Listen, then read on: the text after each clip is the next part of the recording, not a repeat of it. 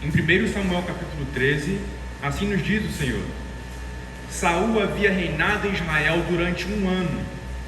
No segundo ano do seu reinado sobre o povo, escolheu 3.000 homens de Israel. 2.000 estavam com Saul em Miquimás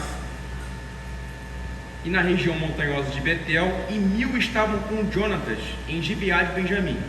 Saul despediu o resto do povo, cada um para sua casa. Jonatas derrotou a guarnição dos filisteus que estava em Gibeá, e os filisteus ficaram sabendo disso. Então Saul mandou tocar a trombeta por toda a terra, dizendo: que os hebreus escutem isto. E todo Israel ouviu dizer: Saul derrotou a guarnição dos filisteus, e agora os filisteus estão com ódio de Israel. Então o povo foi convocado para se juntar a Saul em Gilgal. Os filisteus se reuniram para lutar contra Israel com 30.000 carros de guerra, 6.000 cavaleiros e povo em multidão como a areia que está na praia do mar. Eles foram e acamparam em Miquimás, a leste de Bet-Aven. Quando os homens de Israel viram que estavam em apuros, porque o povo estava angustiado, se esconderam em cavernas e em buracos, entre rochas, em túmulos e cisternas. Também alguns dos hebreus passaram o Jordão e foram para a terra de Gade e Gileade. E o povo que permaneceu em Saul, estando este ainda em Gilgal, se encheu de temor. Vamos orar ao Senhor.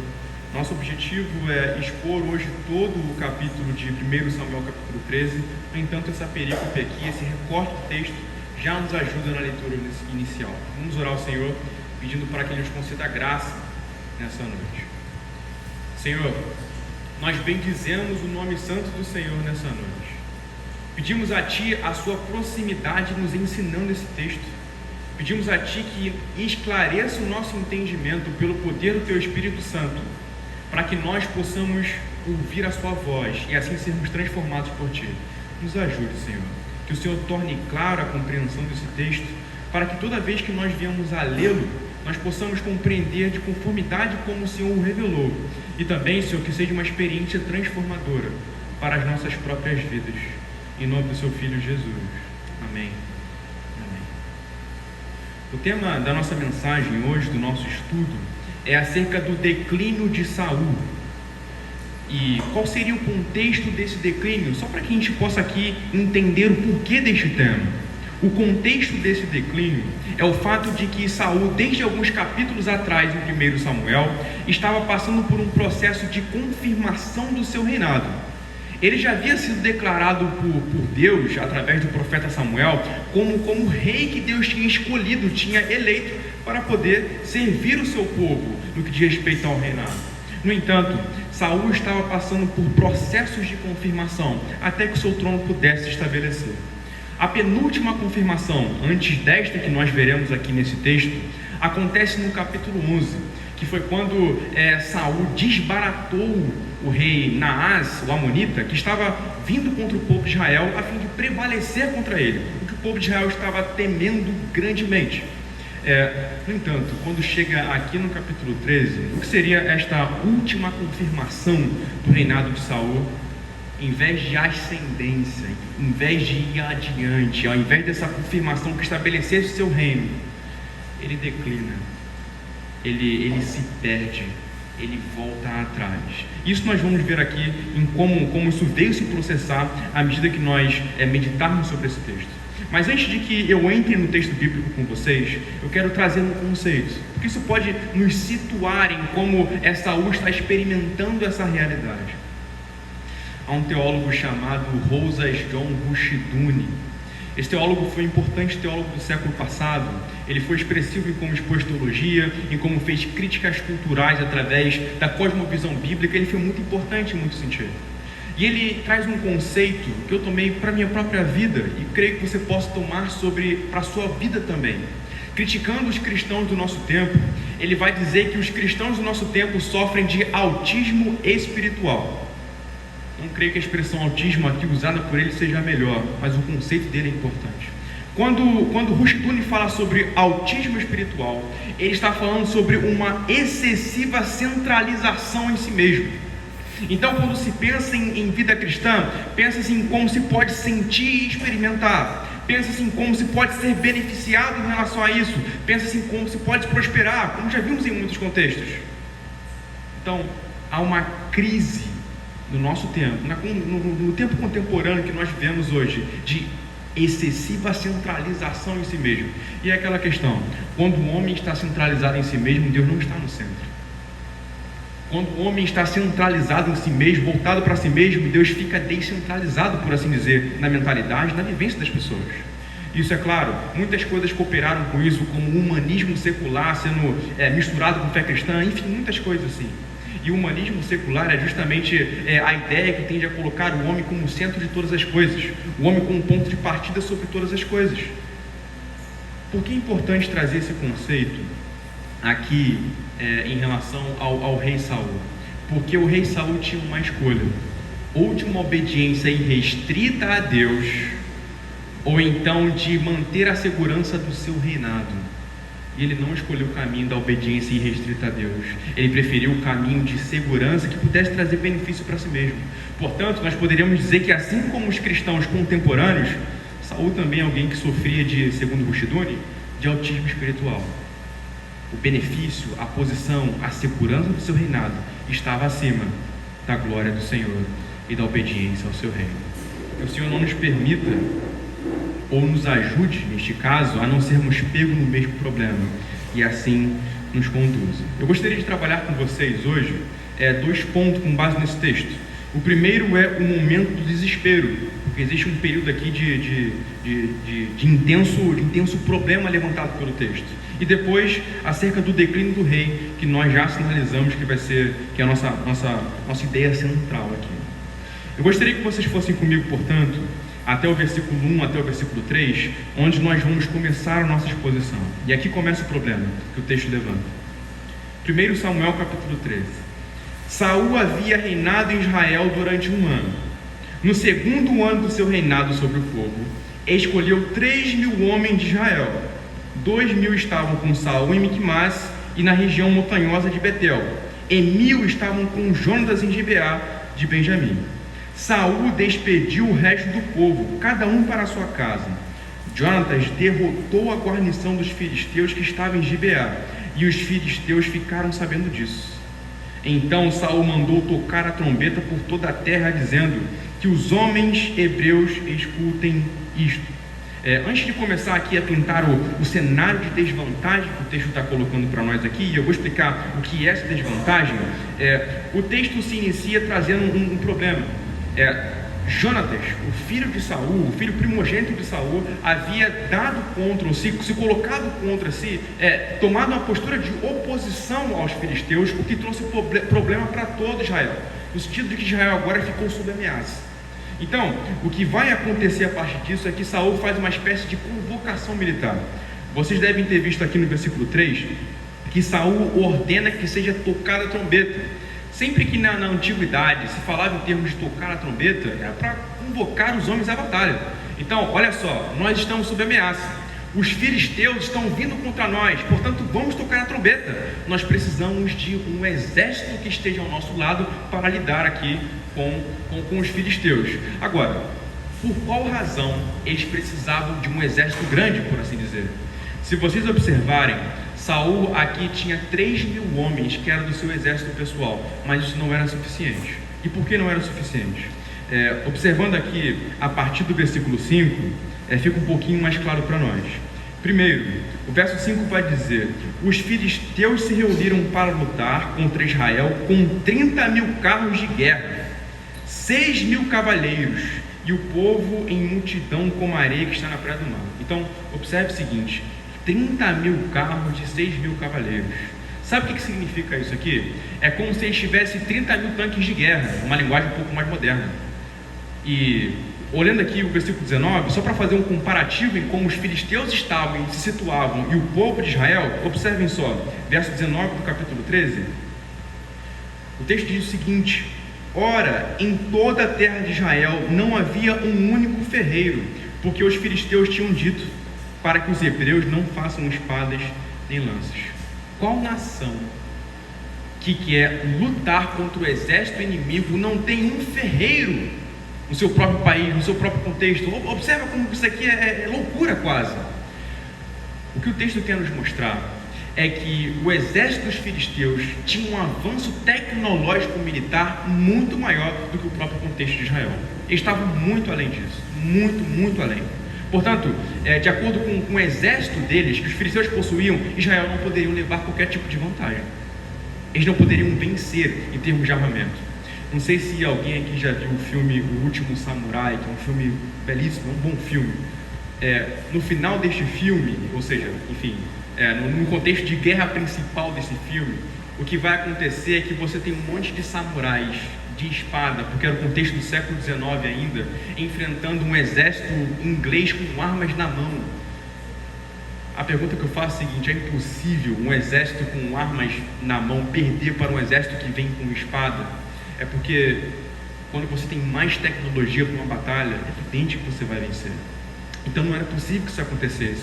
E o cenário que Israel se encontra aqui, a desvantagem é basicamente essa: eles não poderiam lidar com os filisteus na desvantagem que eles estavam.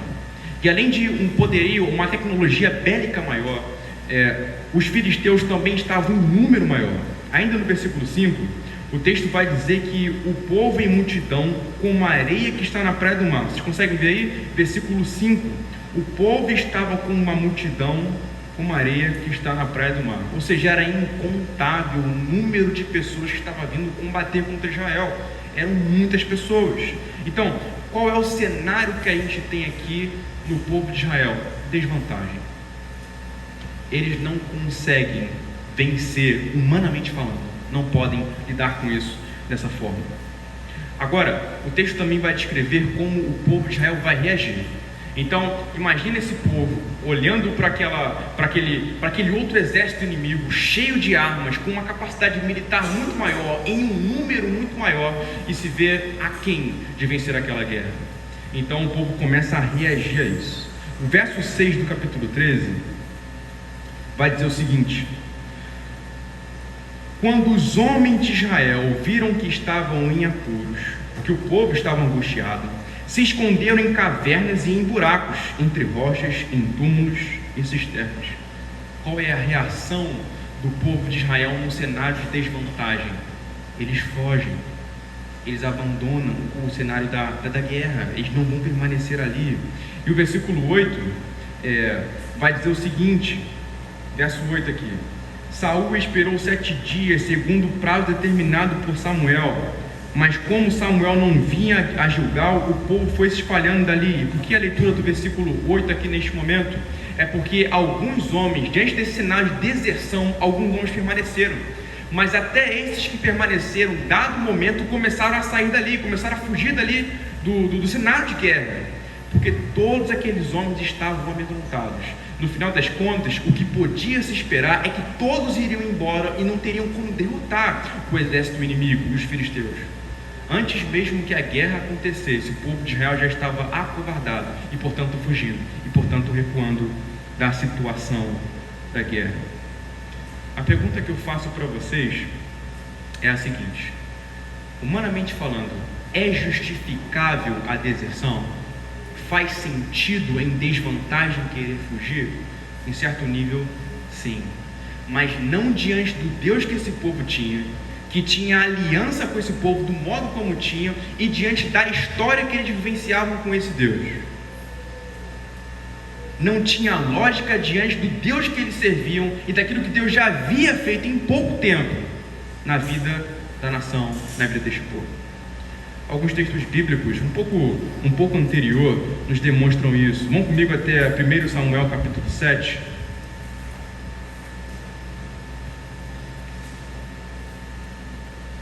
Leiam aqui a partir do versículo 5. Olha o que o texto nos diz. Quando os filisteus ouviram que os filhos de Israel estavam congregados em Mispa, os governantes dos filisteus saíram para atacá-los.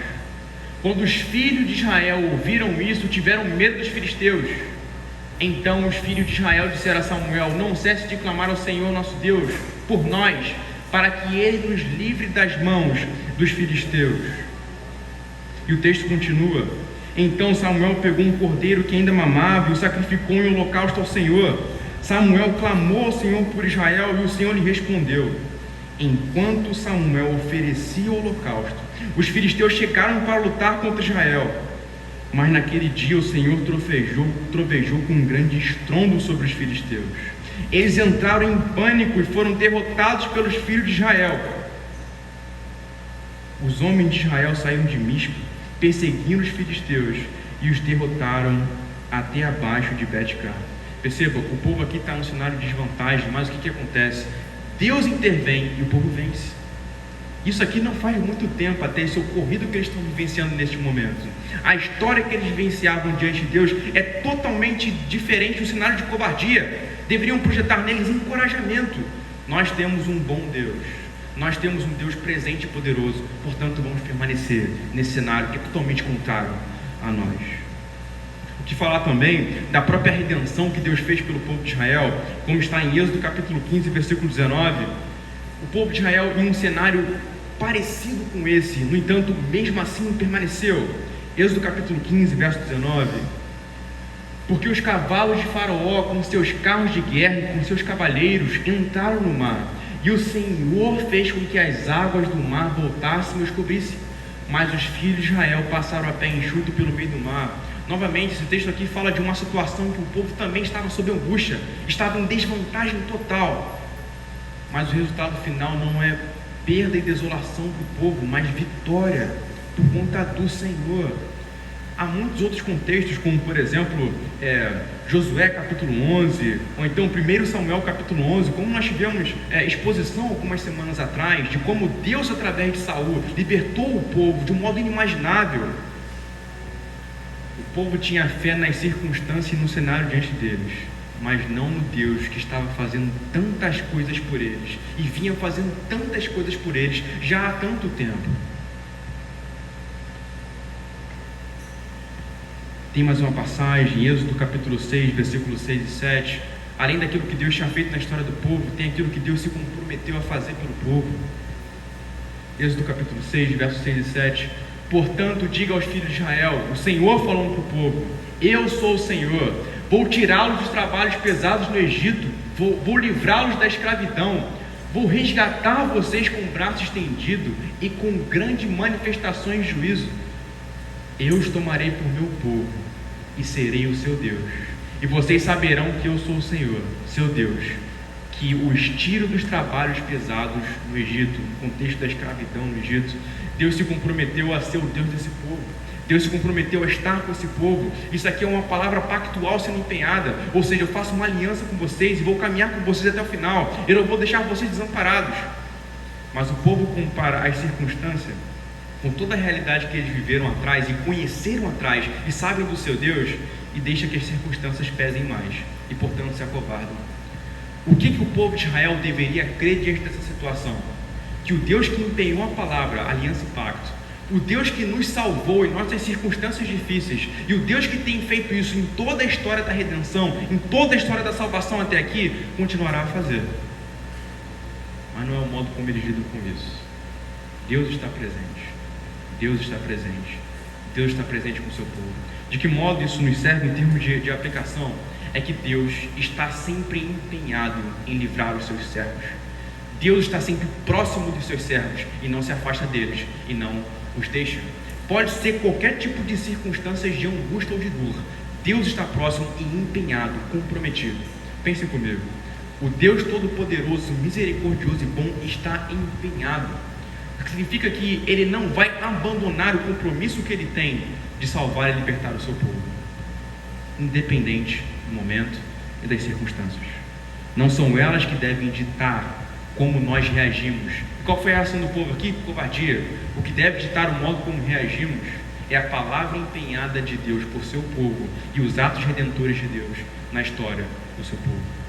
Isso que deve captar a atenção do seu povo. Mas nós continuamos agora, já pensando no nosso segundo ponto, no momento onde Saul aqui vai recuar, ele vai declinar.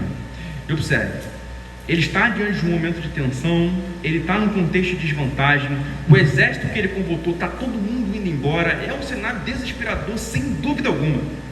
Mas a reação dele poderia ter sido diferente do que foi. Vamos lá, o versículo 8, observe o texto aqui, diz o seguinte: Saul esperou 7 dias, segundo o prazo determinado por Samuel. Mas como Samuel não vinha a Gilgal, o povo foi se espalhando dali. Então Saul disse: tragam-me aqui o holocausto e as ofertas pacíficas, e ofereceu o holocausto. Mal tinha ele acabado de oferecer o holocausto, eis que chegou Samuel. Saul saiu ao encontro dele para o saudar. Samuel perguntou: o que foi que você fez? Saul respondeu: vendo que o povo ia se espalhando daqui, e que você não vinha no prazo combinado, e que os filisteus já tinham se juntado em Miquimais, eu disse comigo: agora os filisteus virão contra mim em Gilgal, e ainda não busquei a face do Senhor. Assim, forçado pelas circunstâncias, ofereci os holocaustos. Para que a gente tenha um contexto um pouco melhor dessa fala entre Saul e Samuel aqui, dele esperar Samuel para que pudesse o holocausto ser oferecido pelo sacerdote, voltem comigo um pouquinho, no capítulo 10. Vocês vão virar a página da sua Bíblia, talvez apenas uma vez. No capítulo 10, verso 8, diz o seguinte: isso aqui foi uma palavra do profeta para Saul. Capítulo 10, verso 8 diz: vá na minha frente para Gilgal, eis que eu descerei para junto de você, a fim de oferecer holocaustos e apresentar ofertas pacíficas. Espere 7 dias até que eu venha para junto de você e diga o que você deve fazer. Saul agiu de conformidade com a palavra do profeta? Não, ele desobedeceu o que o profeta tinha dito. E toda desobediência se configura como um ato de não corresponder àquilo que Deus revelou que deve ser feito. Deus revelou as suas leis, os 10 mandamentos, revelou a sua vontade nas escrituras como um todo. Quando nós não andamos em retidão com isso, nós desobedecemos.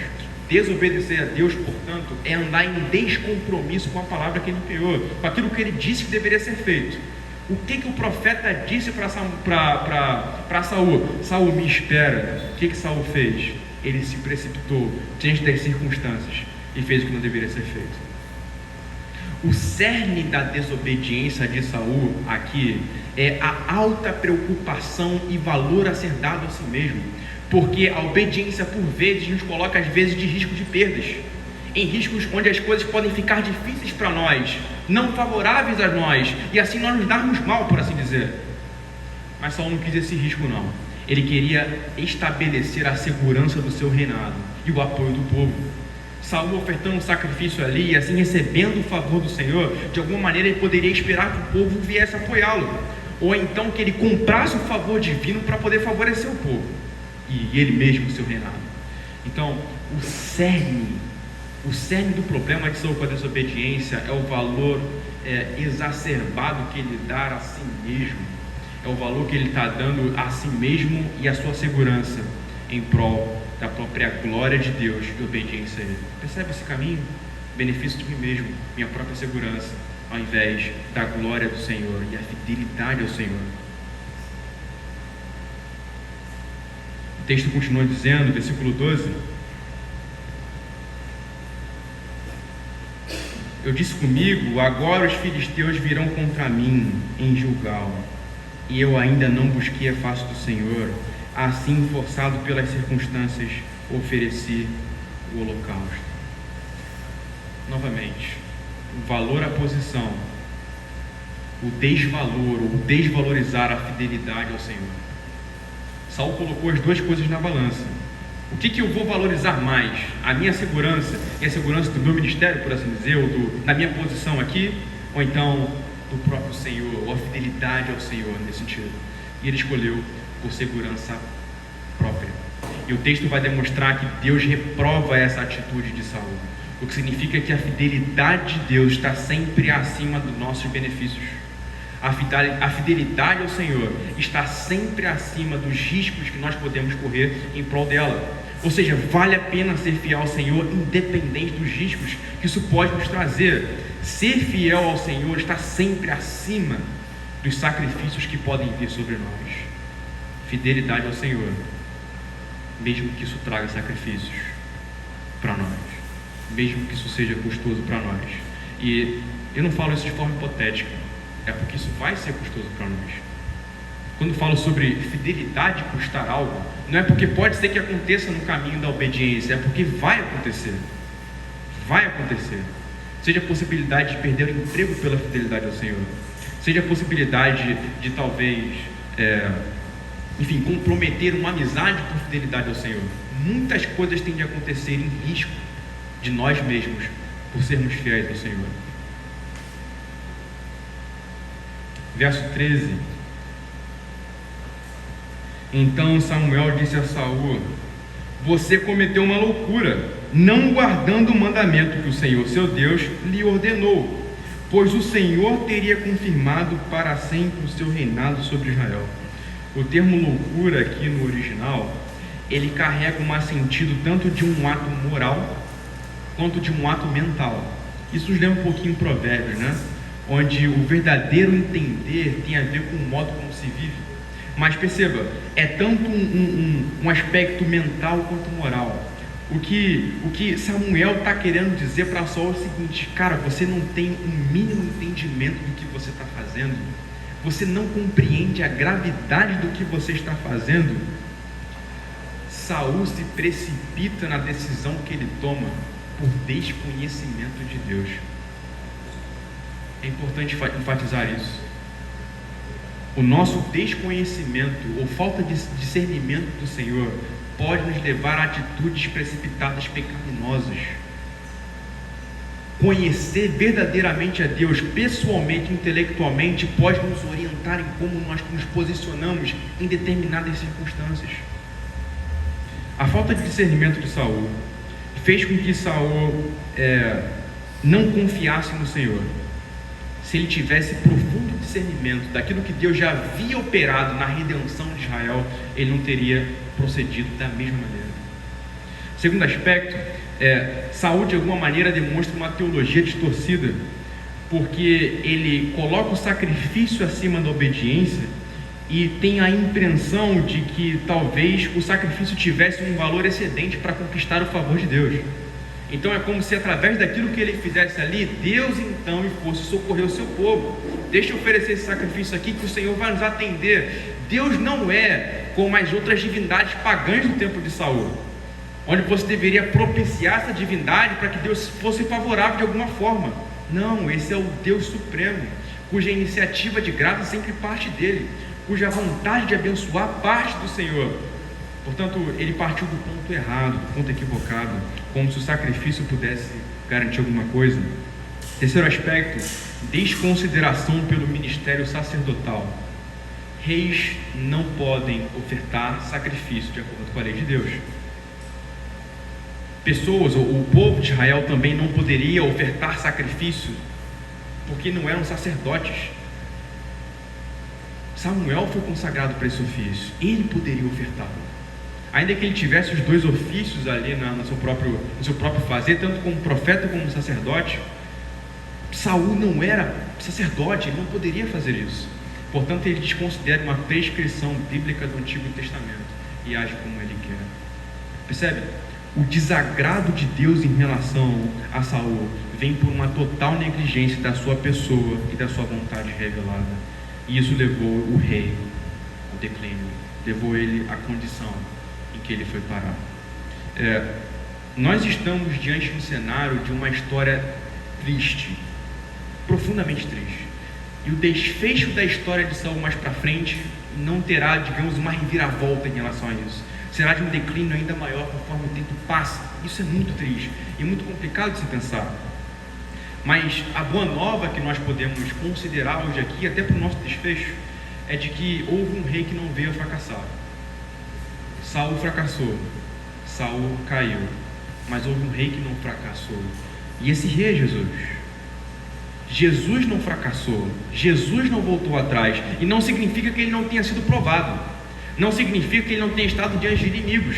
Não significa que as circunstâncias e os cenários sobre ele não fossem de engoli-lo, como diz o Salmo de número 22. Pelo contrário, era um cenário difícil, era um cenário de dor, era um cenário de angústia. Mas ele não fracassou. E no que reside, digamos assim, o sucesso de Jesus, é que ele foi fiel e obediente até o final. Então, perceba, Jesus não fracassou. Ele ficou firme mesmo diante dos inimigos e, portanto, teve seu reinado confirmado. Mateus capítulo 28, verso 19, aqui demonstrações bíblicas do reinado confirmado de Jesus, onde vai dizer o seguinte, Mateus 28, verso 19: portanto, vão e façam discípulos entre todas as nações, batizando-os em nome do Pai, do Filho e do Espírito Santo. Um verso anterior diz o seguinte: toda autoridade me foi dada sobre os céus e sobre a terra. Depois que Jesus viveu a vida perfeita que ele viveu, morreu na cruz, ressuscita e ascende aos céus, ele diz o seguinte: olha só, eu confirmei o meu reinado redentor. O meu reinado irrompeu no mundo aqui, e agora, através da obediência do sacrifício, eu o confirmei. Toda autoridade me foi dada sobre os céus e da terra. Se através da desobediência de Saul o seu reinado veio a declinar e cair e se perder, Cristo, através da sua fidelidade e obediência, confirma a autoridade que ele tinha. Jesus sempre procurava a vontade do Pai, ainda que isso significasse o sacrifício de si mesmo. Ainda que signifique o sacrifício de si mesmo, Jesus priorizou a vontade e a obediência ao Pai, coisa que também não foi como no caso de Saul. Em João capítulo 5, versículo 30, João 5, verso 30, eu vou ler duas passagens de João, não vai ser muito demorado. João capítulo 5, versículo 30.